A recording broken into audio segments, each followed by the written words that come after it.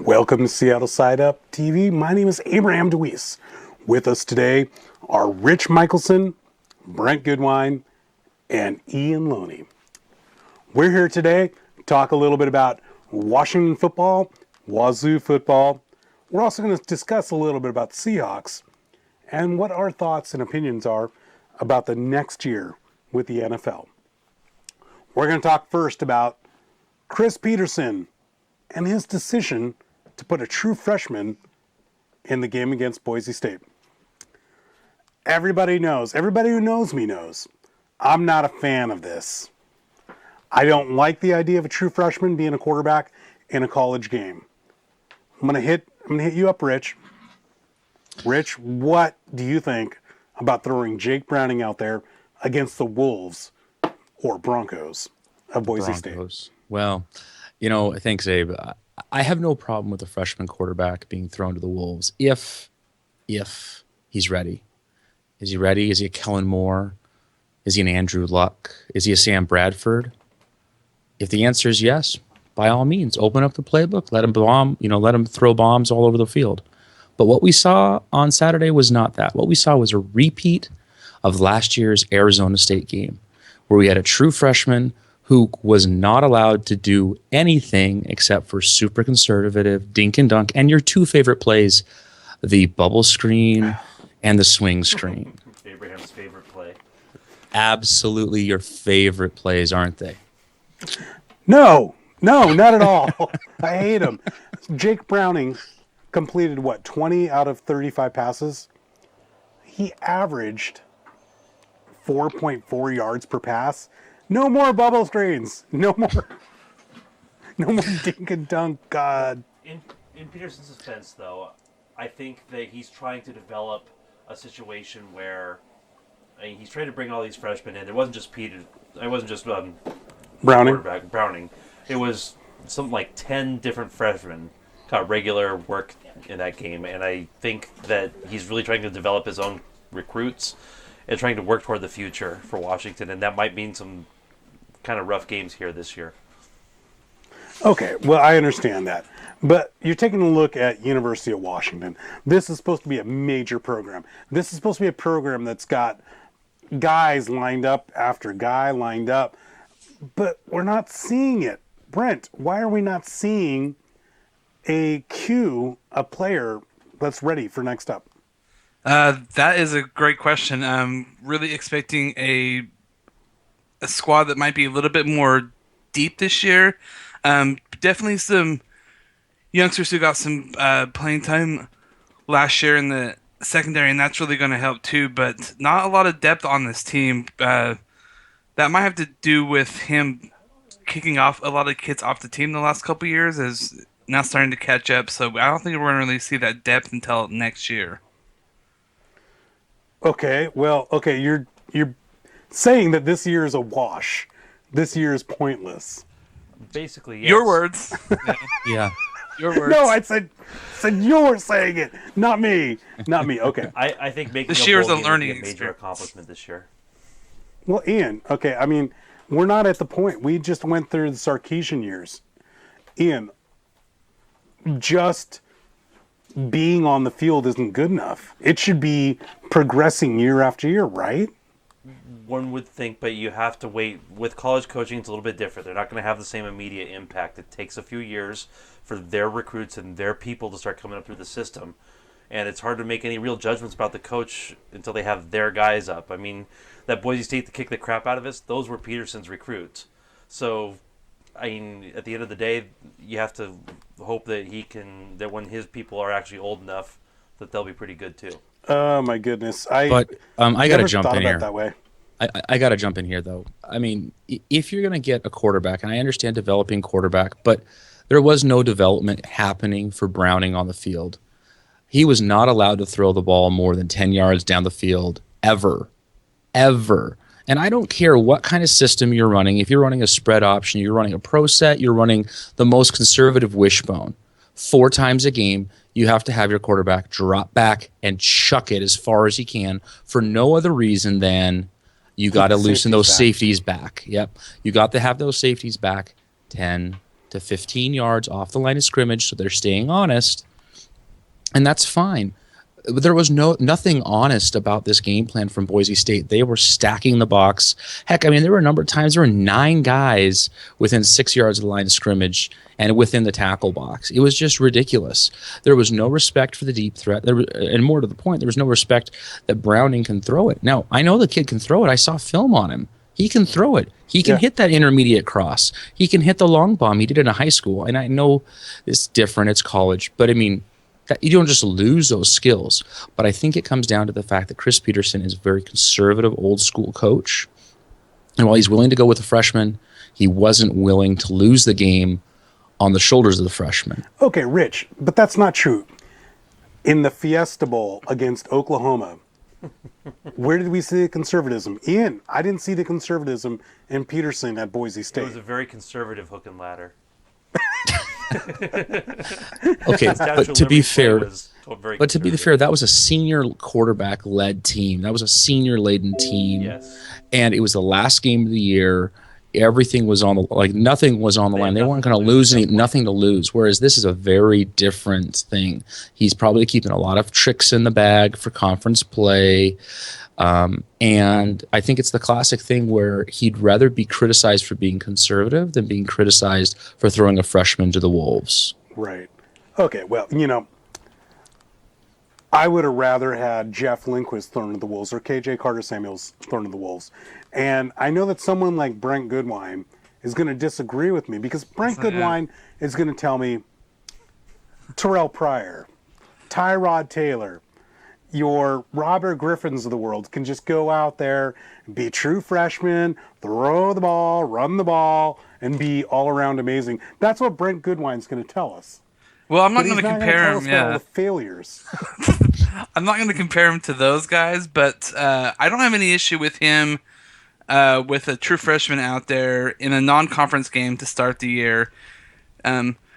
Boise is a really tough place to play. That crowd was going crazy. They have a pretty solid front seven.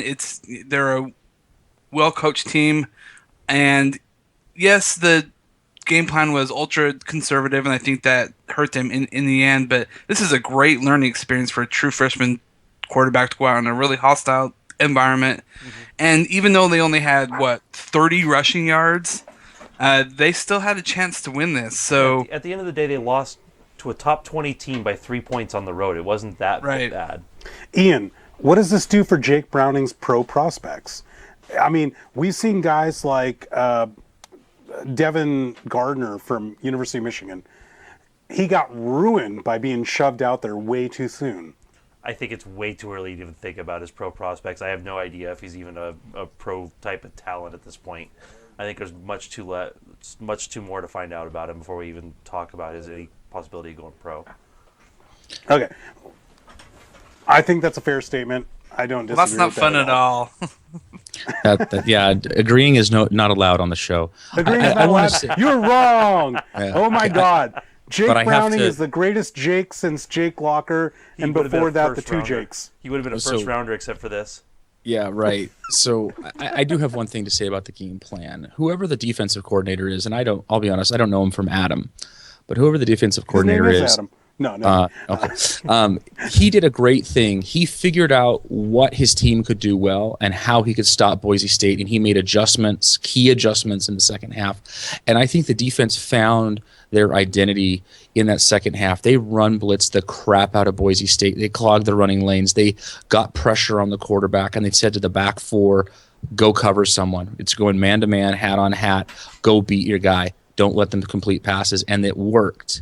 And I think that the offense on the totally other side is they don't know what they are because they've probably seen Browning throw the ball over the pitch in practice, and then you go out on a real game, and it's dink and dunk, dink and dunk. Right. Okay, so Goodwine, got a question for you. Yes. Broad scope, holistically, what's going to happen with Jake Browning this year? I think we're going to see a couple more of these games where it's a little painful at time, but toward the end of the year, once he gets his feet wet, so to speak, I think we're going to see a much improved Husky team and a much improved Jake Browning toward the end. Okay. of the year. The kid is really smart and he's super accurate. You can see it. They just need to trust him a little bit more, but he also needs to earn that trust. Ian, got a question for you. Okay. You're looking at a Josh Rosen, the UCLA quarterback that just beat Virginia. You're looking at a Jared Goff from Cal, true freshman also.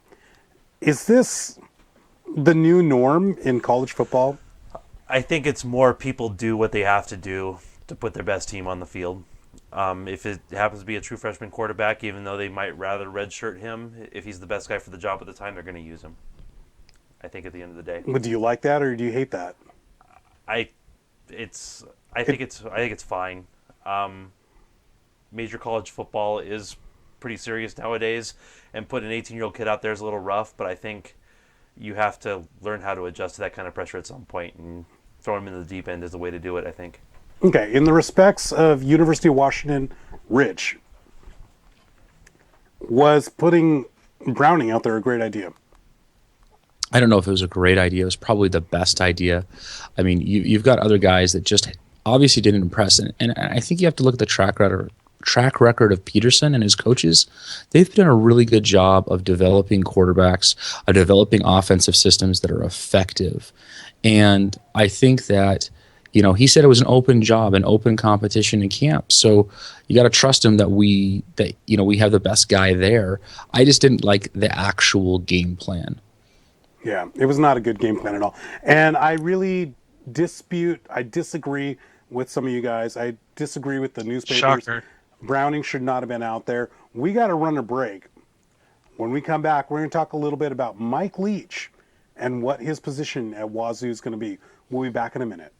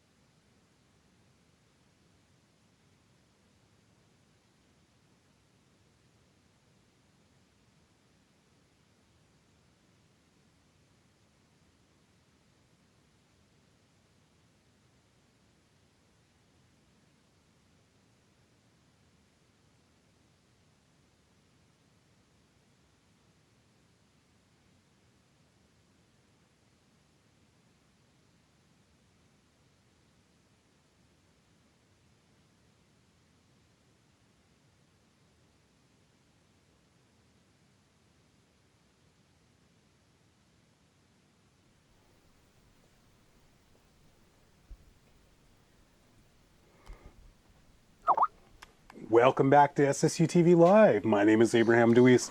With us today is Rich Michelson, Ian Loney, and Brent Goodwine. We just finished talking a little bit about UW football. We're now going to move across the state and take a look at Washington State University. Yesterday, Washington State just lost 24-17 to Portland State, the mighty Vikings. Some of us UW fans take a little bit of glee, but us Pac-12 fans find this kind of an embarrassment. Speaking of which, Mike Leach, he has not done everything that he's promised when he came in. He earns a very high pay rate. There's not much in the way of results. Ian Loney. Mike Leach has been at Wazoo. He's been in the Palouse for 3 years now. What are your impressions? Well, I think when he first came in, he obviously did good. He got Washington State into their first bowl game in like 10 years or something. He had a spread offense, had a good quarterback to run it in Connor Holiday. The defense was non-existent, but they just outscored everyone. And they put together a pretty good year. Last year, Connor Holiday got hurt, and they ended up 3-9, and it was definitely a step back. And I think coming into this year, there were a lot of questions as to whether they were going to take the next step this year. And obviously, this loss to Portland State is really bad. They can't be losing to a Big Sky team, even if they wouldn't even want to lose to Eastern, much less a team like Portland State. So I think this really puts them on the hot seat, and we'll have to see how the rest of the season plays out because they really need to make some steps forward this year. Brent Goodwine. So Mike Leach came over from Texas Tech, Right. built that into a fascinating organization with a ability to scare some of the big teams. And It's when some he big wins. came to Wazoo, that's what he was expected to do. What's happened? Why hasn't this happened yet? That's a really good question. I know that they've had really porous defenses up there the last couple years, but the offense really hasn't clicked. I think it might take him a couple years to get the receivers that he wants up there, but mostly to get the quarterback that he wants up there. And once he does get that kid, he's going to put up some crazy numbers. I don't think he's ever going to have a great defense up there, but all he needs is that quarterback, and that system is really going to take off. He just hasn't found that yet. Rich, Mike Leach runs the air raid offense. This harkens back to the day of who? Eric Coryell? It's a combo. It's the original West Coast offense, now known as Air Coryell, kind of combined with Bill Walsh's version, which really should have been the Midwest offense. But that's a different discussion for a different day. Midwest offense. Well, I mean, he perfected it out at Cincinnati and then went out to San Francisco to run it there.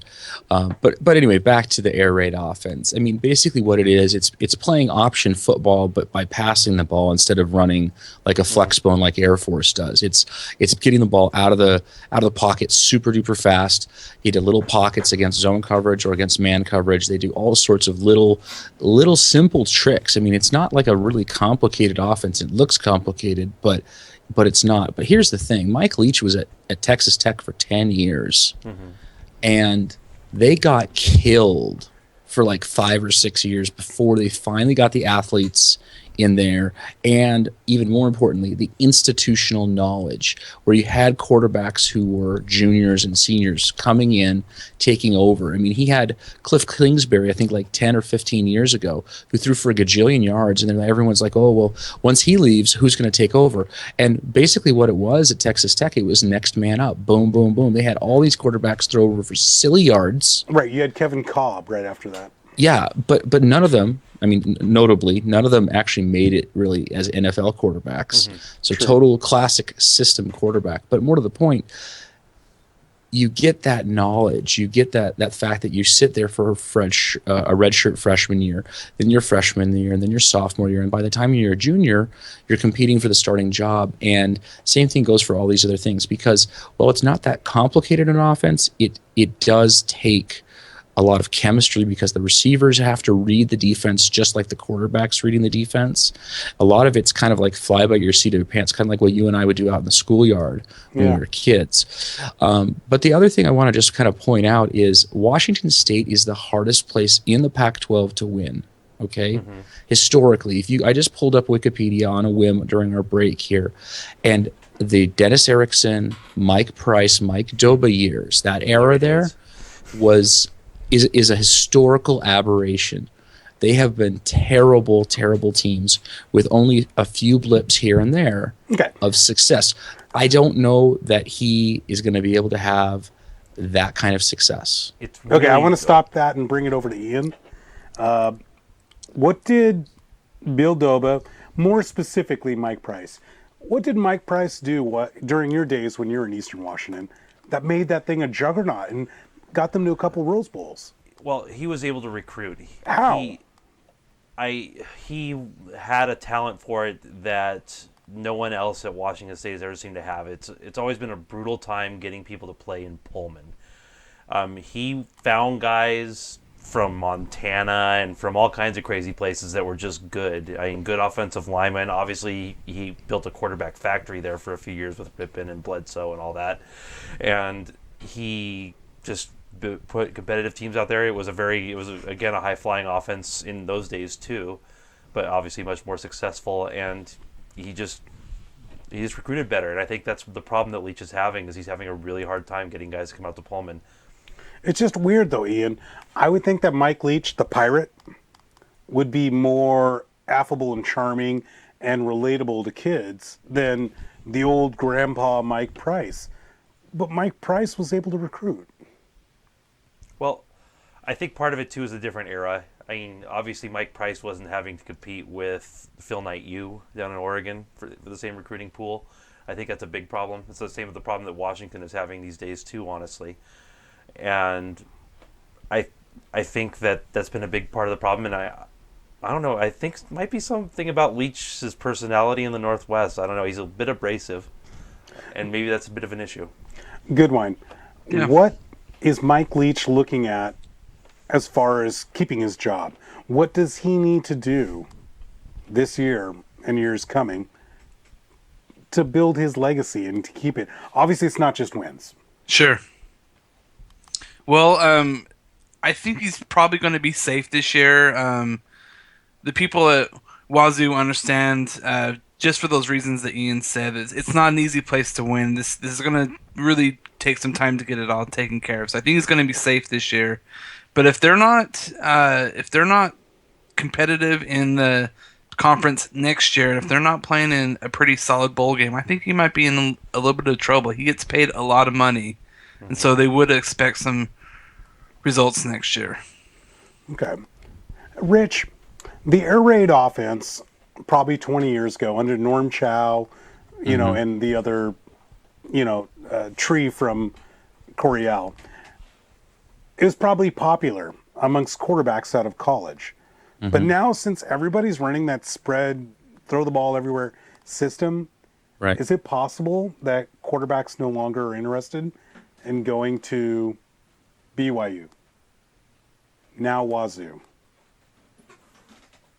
I mean, I don't know what the quarterback, what the kids coming out of high school really want per se, but I will say that it seems like everyone's running some version or has major elements of the spread. And what I mean by that is, a 4 receiver or 3 receiver with spacing and pace being kind of like the key elements. And so it's really hard to say. I mean, quarterbacks like to throw the ball. That's one of the things they want to do. But I mean, one of the things that's not being done as much is when Mike Price was running his offense back in the day, it was a deep throwing offense. I mean, it was we're gonna go out in 3 receiver, and we're not running like little short things like what Mike Leach does. Okay. Yeah, Mike Leach's concept is to throw a 5-yard out and let the guy run 95 yards. Whereas Mike Price's was, we're going to throw the ball down the field. We might only complete 50% of the passes, but we're going to throw 15-yard, crosses. We're going to throw 26-yard posts, and we think our guys are just going to basically beat you guys, and our quarterback can get the ball to you. So I think it's a very different philosophy, and a lot of I'm not sure that a lot of quarterbacks necessarily want to work for Leach, and he does have a little bit of a reputation as being abrasive, both with parents and with his players. Yeah. Yeah. I'm sorry, Ian.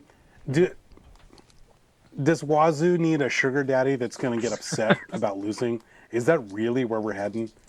Is he need loud alumni not putting up with losses? I don't think so. I think it's going to come in the course of time. The Pac-12 network and all the money that's bringing in is bringing in a lot more money to that program. It's making it more evenly distributed around the conference. They're expanding Martin Stadium.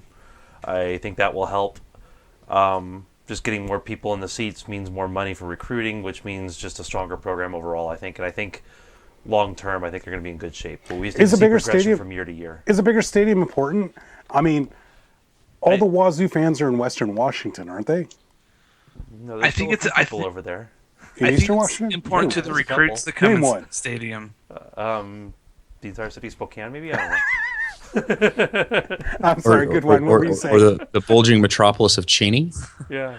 The thriving metropolis of Cheney. Oh, thriving, pardon me. They're all Eastern fans. Sorry, Goodwine, you're about to say something. I didn't hear you. Yeah, what I was saying was the new stadium will be helpful for the recruits. I mean, how awesome is that for these 18-year-old kids to see the money that they're putting into their new stadium and the new infrastructure, and like that's just going to help. That's just going to help recruiting more and more. What drives recruits? What drives recruits to go to these little podunk towns like Tuscaloosa and Pullman and Eugene? I would think that like a place like Seattle, a big city, obviously USC probably sells Los Angeles as a selling point. What drives recruits to go to these little podunk, crappy little towns? Not crappy. Cheney's lovely this time of year especially. But other crappy towns like Tuscaloosa and those guys, yeah. I think it's a chip on your shoulder. I really do. I mean, there's a lot of guys that Mike Price, when he was, basically every 3 years, he'd have a really good team at Wazoo. And one of the things that he had done is he had gathered a group of guys that were basically thrown to the side by the USCs, by the UCLAs, by even Washington, and they had a chip on their shoulder. I get that, Rich. I get that, Rich, but that doesn't speak to the small town. And I want to actually talk to that's you. The thing is, you went to the big city, Rich, and you got a college degree from University of Washington. I want to talk to Goodwine, and I want to talk to Ian. Okay. Some of us small town college folk. Oh, okay. Ian, what drove you to Idaho, and Goodwine, what drove you to Utah State? The beautiful Palouse. You can't go wrong with it. But I think it's just it's what you can afford, and it's where you can go and get the most playing time and have a chance to win. I think is the biggest driving factor. Sure, that makes sense. Frankly, some people don't want to go to the University of South Central. I mean, it's going to be. I like that. The University. I'm going to use that. I'm going to use that. All right, great. We just finished talking about Wazoo earlier this show. We talked a little about UW. We're going to come back and talk a little bit about Seahawks and the final 53 players who made the squad. This is Seattle Side Up TV. Check us out on Periscope at Seattle Side Up. Check us out on Facebook, Seattle Side Up, and our website, SeattleSideUp.com. We'll be back in 1 minute and talk some Seahawks.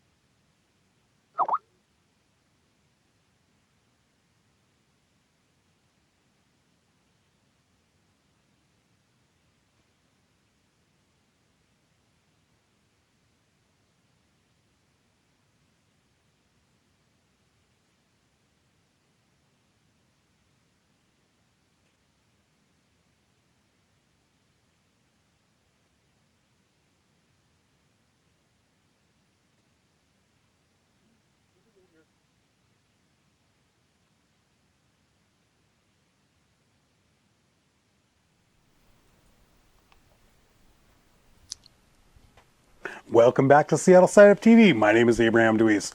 With us today are Ian Loney, Rich Michelson, and Brent Goodwine. We talked a little bit about Mike Leach. We talked a little bit about Chris Peterson. We're going to go big leagues. We're going to go to Seattle Seahawks. All right, guys. Seattle Seahawks just unleashed their 53-man roster. Wrote an article about it. Check it out on SeattleSideUp.com. As well, feel free right now, we're on Periscope. If you got some questions, if you want to ask us anything, if you just want to see our beautiful faces, check us out on Periscope at SeattleSideUp.com. All right, guys, 53-man roster. We're going to plow through this, and I'm going to start off with quarterbacks. I'm going to give you each a position group. Rich, quarterbacks. Russell Wilson, Tavares Jackson, kept on for yet another year. Go. Well, I mean, Russell Wilson is great on the football field. I wish he'd keep his mouth shut about other various factors of his life. Oh, His, my God. Anna Bubbles. Yeah, like just be quiet, dude. Be a quarterback. my God. But like he's great. He's great. He's perfect for this offense. No, but seriously, he's fine. He's fine. He's All right. fine. No, I mean, like, Russell Wilson is great on the field, but like he just needs to stop talking about some of the stuff that he's been talking about this last offseason. Tavares Jackson, I mean, I'm going to fight huge Rich so much downgrade. later about this. Keep going. Huge downgrade there. I mean, if Russell Wilson goes, the Seahawks season's done, over. Forget it. Like, if he misses any significant time, there's no depth there. But to So be it's almost honest, like if- it there's doesn't no matter who depth the backup anywhere. is. It doesn't matter who the backup is. That there's no quarterback depth in the NFL right now. Huge step down for everyone. Seahawks are included in that. Ian, what were you going to say? Well, I think Tavares Jackson's a very serviceable backup as far as backup quarterbacks go. There aren't many that are better, I don't think. I think there's still a 9 or 10 win team even with him, but I don't know. Yeah, I think I agree with Ian. Like, Tavares Jackson can get you through like 1 or 2 games, right? Yeah, I think he'll get you through 1 or 2 games, but not anything more than that. But you were saying, Rich, there's no backup quarterback in the NFL that will. No, basically there's not. There's just no depth, period. I mean, unless you want to go with Mr. Johnny Football as your backup quarterback. Nobody wants that. God damn. No, I don't think All so. right. All right, Ian. News just came out. Christine Michael gone. Went to Dallas. Fred Jackson brought in. What's going on with this running core? Well, I think that the coaching staff has finally had enough with Kristen Michael. The guy is loaded with talent, but he's never seemed to really live up to it. He has a tendency to put the ball on the carpet, which is a real problem, and then something that the Seahawks just don't put up with. And I think they decided it was just time to cut ties. They traded him for a provisional 7th-round pick, which means they basically traded him to avoid cutting him, and got the appropriate return for that. I think Fred Jackson is an excellent receiving back still, even at this point in his career. I think he's 34 now. But he hasn't had as much wear and tear because he's always been in a committee-type situation in Buffalo. He's very good receiving. I like 66 receptions last year. yes, Yeah. and Pretty tons good. of yards after the catch. He's also a good pass blocker and all those kinds of things. He does all those fundamental things very well. And then the rookie undrafted free agent, Thomas Rawls, he impressed all preseason, and so, yeah, they're going to keep him on as the 3rd running back. Thank you very much, Ian. You know, and this next part right here is going to be about wide receivers. And we're missing one Matthew Page. He's out there somewhere, sick and dying. Maybe not dying, sick. But this next part, I have to ask about the wide receiving core and one Tyler Lockett. And out there, we might have just resurrected Matt, just by the name of Tyler Lockett. Anyway, Brent Goodwine, wide receiver core. Everybody is expected are now on the team. Yeah, it's actually a pretty solid group. The one thing that they are missing is they don't have that alpha, that number 1 receiver, but they have a lot of good number 2 receivers, and Lockett, I think, is going to be featured pretty heavily for a rookie, but he's more of a slot guy. But they have some legit talent at receiver. They really improved there over the last couple of years. Who's your pick for breakout this year? Yeah, that has to be Lockett. But if I was going to look at a guy who's going to get more looks this year, I'm going to go with Chris Matthews. He's really big, red zone type of a guy, and if the Super Bowl showed anything, that he's earned some trust from Russell Wilson. Fan of his, 6'3", 225. This Big guy's guy. going to do it. We also picked up a guy, Jimmy Graham, basically a first-round draft pick. This, even though the receivers, we don't have that number one guy, Jimmy Graham is the de facto number one guy. Luke Wilson, love the guy. Cooper Helfett got brought on for this year. We're looking at a very strong tight end position, one that we thought last year wasn't all that great, but now it's fantastic. Rich, big uglies. We're talking offensive line. What are your thoughts on Tom Cable's development of this group? I'm unimpressed with the some of the actual the product on the field. What I am impressed with is the effort and the fact that a bunch of these guys came from the defensive side of the football, never played offensive line themselves, and they're beating out other players who are supposedly polished offensive linemen. Tom Cable is a crazy man, but he's also a proven commodity in the NFL. He knows how to put together running games. He was in charge of our running game last year. Did any of you guys have a problem with the running game last year? I don't think That's so. a loaded question. Of course we How about didn't. the year before that, or the year before that? Since Beast Mode got here, has anyone had a problem with the running game? No. No, part of that's been the offensive line. Part of that's been Beast Mode himself. This offensive line does not have to be dominant. It has to be good enough. Right. Okay, what you're looking at is you're looking at the defensive linemen, Drew Nowak, J.R. Sweezy, and Kristen Sicoli. These are guys who are better physical specimens than most of the draftees that came out in the last couple of years. These are big, mean, ugly, demented.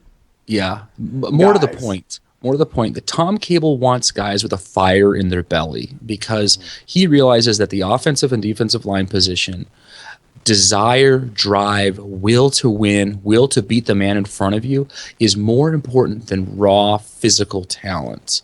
Because at the NFL level, you're dealing with, I mean, if you're looking at this like as a Madden rating system, we'd have to be going to taking it to like a 99.92 or a 99.91 on actual ability.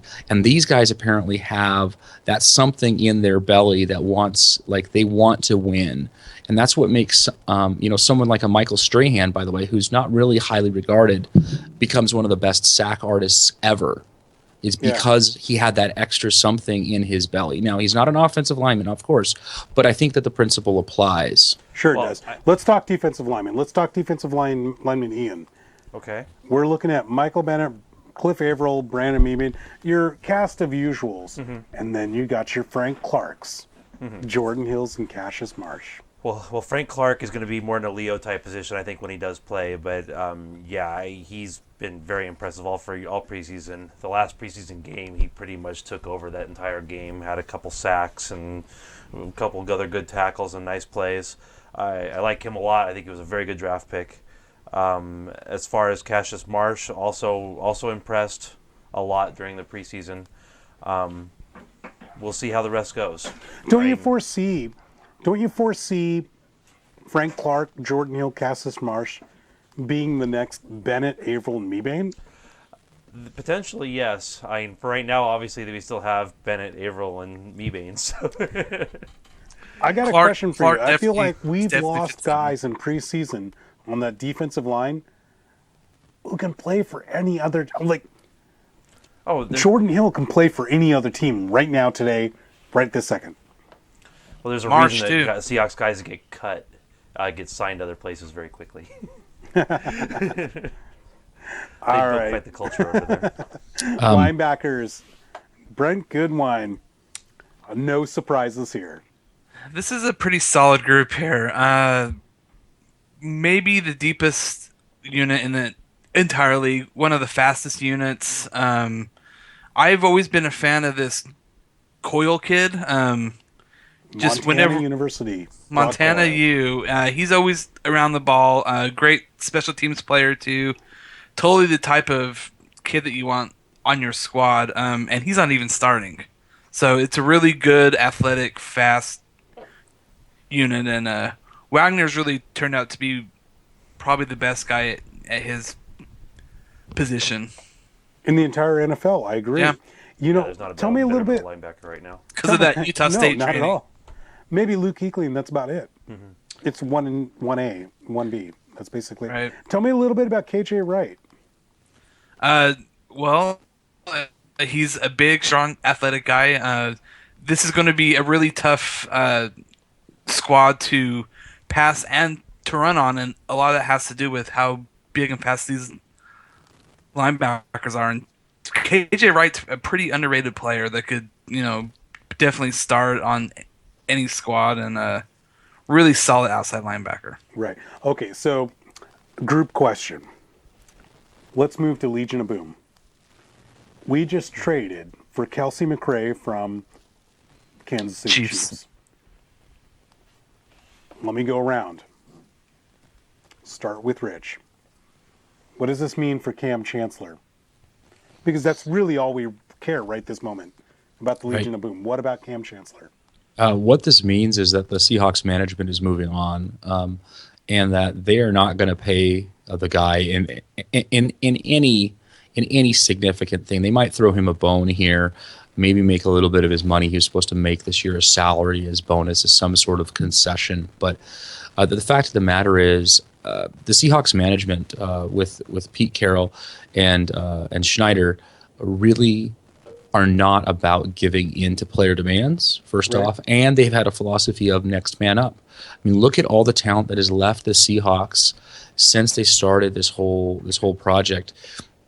Since Abe was raving about how Pete Carroll is the devil incarnate and how he's terrible for Seahawks football and will never win a anything Super about Bowl and on Okay, and on we're and just on. going to take digs at me now? Okay, all right. Fair No, enough. but I mean, to be fair, I was kind of in the same boat here. I thought the Pete Carroll hire was suspect at best. But my point is that Pete Carroll has instituted a talent-driven, an ability-driven culture here in Seattle, and he really thinks that he can win with the next guy up. And Ian, for the most part, okay, I it's gotta interrupt true. you here. We got to interrupt you, Ian, or Rich. Ian, why not just trade Cam Chancellor? I don't think we're to that point yet.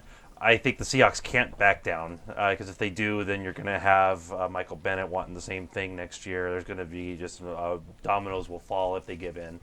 But I think at the end of the day, once Cam starts losing game checks, I think he'll miss the first game and then he'll be back. Okay, last word, Goodwine. Chancellor's not. McRae. Oh, sorry. I'll say- Specific question: Deion Bailey, Kelsey McRae, or Deshaun Shed? Who's going to be the best backup of the three? I've seen Kelsey McRae play with the Chiefs, and he's solid. There isn't anything too special there, but a guy who could definitely start for you. But Dion, it could just be the preseason, but I've really been impressed by what I saw out of Dion. I think that he has like the physical skill set that he could really shine if given the chance. God, I wish they would just sign Cam Chancellor already. But I understand what you guys are saying. You He's coming can't back. cave into everybody. You already caved into Marshawn Lynch. You got to take a line in the sand somewhere. We got to go to break. We'll be right back. Check us out on Periscope right now at Seattle Side Up. Like us on Facebook. Check us out at SeattleSideUp.com. We'll be back in a minute to talk a little about the NFL.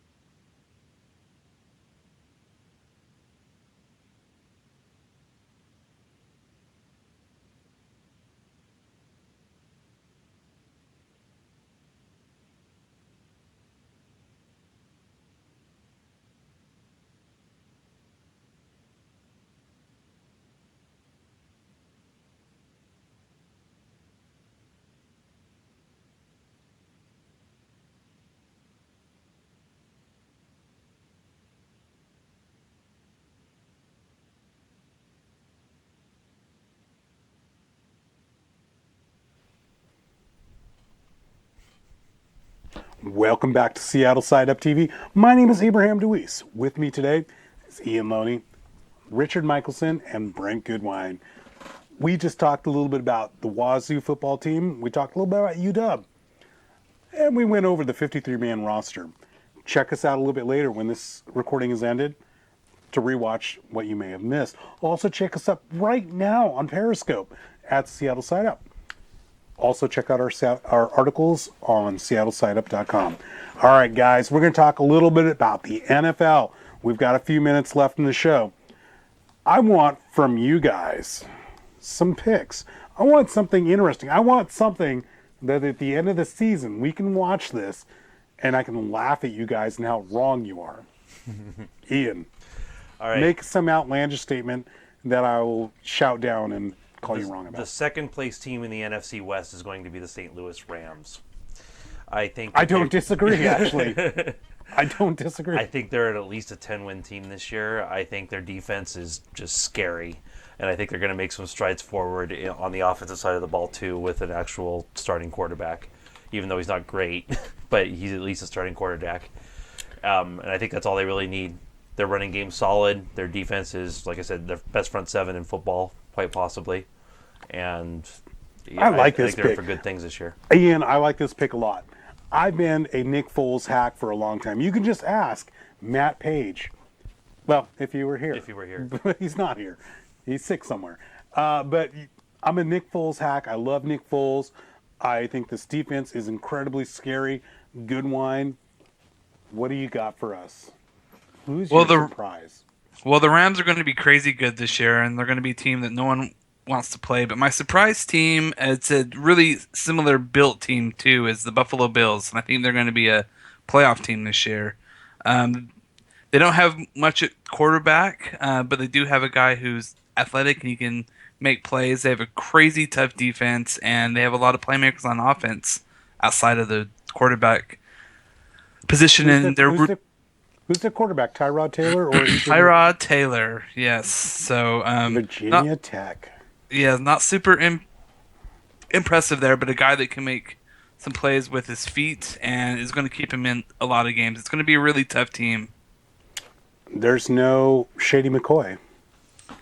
I think he's going to miss a couple games, but he should be back week 3 or 4, and they have a lot of talent on the offensive side.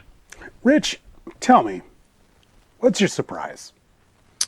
Shock us. The Oakland Raiders will be the wild card. End the broadcast right now. No, the Oakland Raiders will be the crazy. You wanted a crazy thing you could laugh at. So here's the thing. Have you not seen Khalil Mack? He's amazing. Have you not? Amazing. Have you not seen Derek Carr? Derek Carr is the real deal. Derek Carr has that special something that quarterbacks need, and Derek Carr actually has weapons and an offensive line that's decent enough to give him time. He had some learning problems. He's a rookie quarterback, made rookie mistakes last year. But here's the thing. You are going to watch the Broncos collapse. Oh, yes. Oh, yes, absolutely. And the Chargers are a dysfunctional organization because they can't figure out if they want to be in San Diego or if they want to be in L.A. Well, that's about 3 teams. Neither can Oakland at this Or point. Jacksonville. Yeah. Raiders have the same problem. So, but see, Oakland actually has real ties to L.A. and whatnot, and they're so not does St. nearly as Louis. much. Gang ties. And San Diego. Yeah, well, St. Louis, I think, is actually all about the football. I have to agree with you guys. I think St. Louis is going to be good. My other outlandish. No. I'm going to stop you right there. The Raiders. Are you The kidding Raiders. me? No, I'm not kidding you. AFC Championship game is going Have to you be Raiders actually versus- watched him play? Oh, That's what I thought. You accusing me of haven't. not watching Derek Carr play? Yeah. I've seen Herbie the Love Bug drive, and that's Okay. about as well as he plays. Okay, so Carr, Love Bug, no. I shout you down. You're done.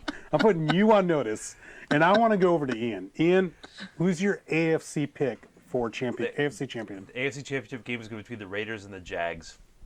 My Jacksonville God. Jaguars. And I Shut based up. on absolutely nothing. Seriously, who is your pick? It's getting late at night, guys. No, I think I like Buffalo a lot. I like I think Cleveland's going to make some strides this year. They're still not that good. Who's in your AFC Championship game, though? Who's my AFC Championship game? It's going to be the Patriots, because Brady got away with it, and Hashtag Brady got away with it. And I really don't know. I think the AFC's really up in the air as far as the rest of it. I don't know who wants it in the West, because I think Denver's in for a fall. Oakland, I think is going to be better, but 8-8, and that might win the division. Ian, I'm challenging you to make a decision. Who do you got? Wow, I'm just trying to think who in the AFC might be good enough to be there. We'll come back Indy. to you. Let's go with Indy. Going with Indy? Okay, all right. All right, let's go over to Goodwine. Goodwine, who do you got in the AFC Championship game? Colts and Pats. Colts and and Pats. This is where you see Andrew Luck take the next step. Oh, my God. Andrew Luck taking Don't the hate. next step. Like a little toddler. All right, Rich. Oh, my God. He's going to say Raiders, isn't he? Who's in the AFC Championship game? Are you going to shout me down again? You're going to Yes, shout me if down it's again? Raiders. Okay, it's not going to be the Raiders. My goodness. Okay, then you can have an I said opinion. they were going to be a playoff team. I didn't say they were going to do anything. Come on now. Both are irrational ideas. Both But are who's your pick? rational ideas. What I've got the Patriots and the Ravens. Ravens. That's not a bad pick. Ravens are having a little bit of a problem on defense, but that's not a bad pick at all. I personally have the Patriots, and the Denver Broncos. Nobody What? clapping? What? The My- Broncos? Broncos, Denver still yes. has it. Okay, My Little I'm in Ponies just ain't going to cut it this year. I live in Bronco country, okay? All of my friends are insane Bronco fans here. Uh-huh. And they're all pulling out their hair. They're expecting an imminent collapse. There's no way they're making it deep in the playoffs. Oh my God, you're so wrong about this. How? You're wrong about this. I think Rich is right.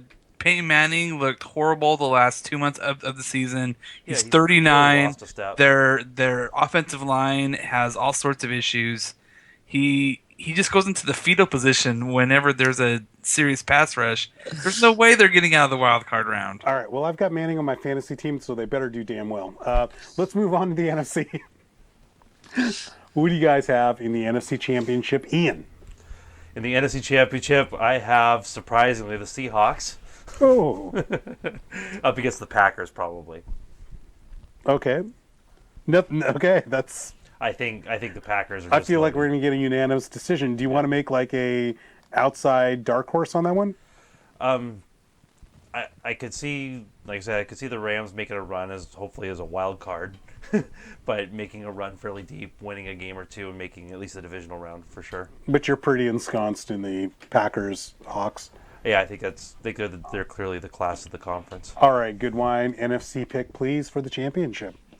Going to go for a repeat of last year's championship game, but as far as a dark horse, I'm going to go with the Cowboys. They've made some pretty interesting moves in the offseason. How about them Cowboys? They got Jarrah. Christine Michael. Yeah, they did get Christine Michael. That'll be the difference. Their defense is terrible. God, it's awful. But that offensive line Oh, is... And then, Okay, great. Can they play defense? and yeah, well, they got a couple of pass rushers, so this is going to be a different team. Yeah. The Cowboys might be like the 2005 Seahawks, where they play defense by holding onto the ball and running the ball down everyone's throat. Hold it for 45 minutes. Hold it for 45 minutes of the game. Yeah, I mean it's hard to lose if you have the ball.